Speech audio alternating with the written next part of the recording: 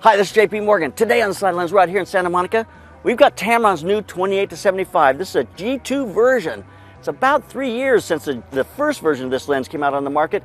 It was an incredible lens. People have bought it because it's just a great mainstay. It's at E-mount, excellent price point, 2.8.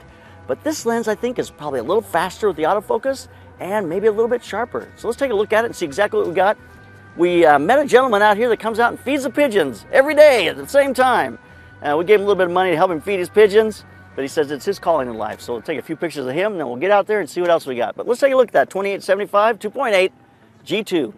So let's get started, see what we can do. So this is a standard zoom. This is kind of the all-around, walk-around lens.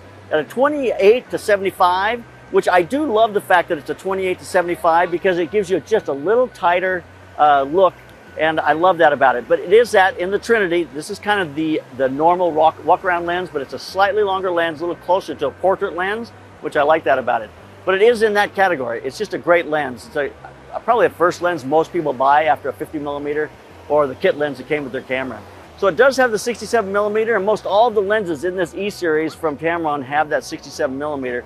Just makes it easy to swap the filters and to work off from one filter set if you're using any kind of gradations for sun going down, polarizers and that. It's all 67mm. So this lens is very sharp in the corners at 2.8, sharper than the first generation.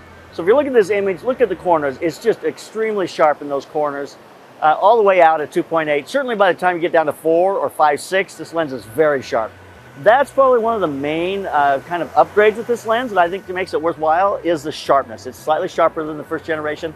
Also, the autofocus is very fast. I think those two things, in my mind, make this lens worth stepping up to. So this lens has a 7.1 minimum focus distance, which gives you a 1 to 2.7 macro reproduction. So it's going to give you some macro capabilities. It's just so close on that 28mm. You can get it within, 7.1 inches is from the sensor. So basically the lens hood is on top of her feet when I get that close. So if I get on her eyes right here, I'm super close to her face when I get those shots of her face.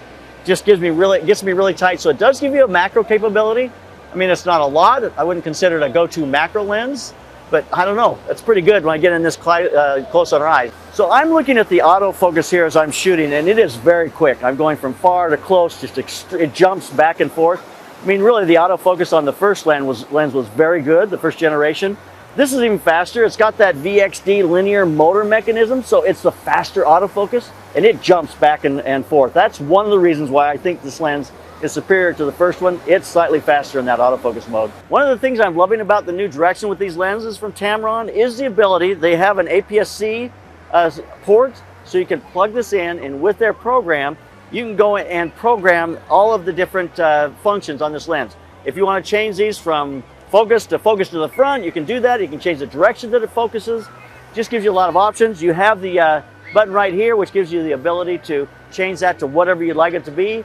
That makes this lens so you can make it compatible to how you like to work.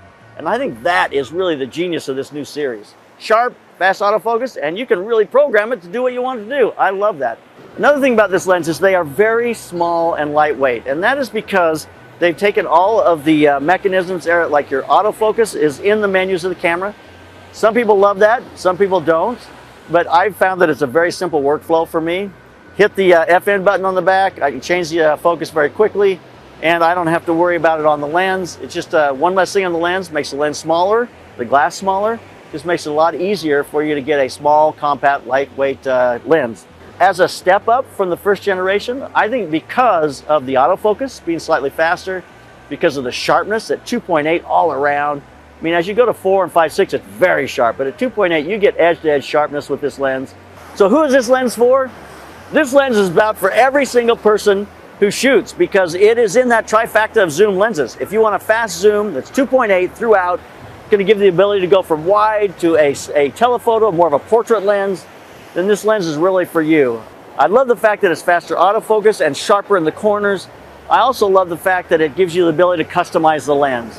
I think this is an excellent lens and a great upgrade, and I think a direction that Tamron is taking with the ability to customize their lenses that makes this really worthwhile.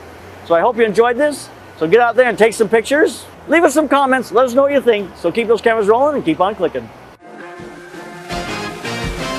When we actually got into Villa Gladys, this tiny little village of about, I don't know, 25 people, where we had the motorized canoes come in. First time they'd ever seen Westerners, anything. It was crazy. We had all our gear, and we have to load it into these 3 canoes. We load all these cases in, and we load our personal bags, and me and the guys, you know, we've traveled a lot. Like, we're used to this, but we all just had our backpacking packs, you know, with our tents and our hammocks and our sleeping bags and so on. We start heading in upriver, and for a day and a half straight, it just downpours. I mean, just downpours. And there is not a single dry article of clothing, not a single dry pair of shoes, nothing, but every single piece of equipment in the cases. As we're literally pouring water out of the canoes, like draining the canoes the whole time, equipment stayed perfect, dry, safe, cameras didn't go down, nothing. So if it wasn't for the SKB cases, there's absolutely no way we would have been able to make that show by the time we got into the Amazon.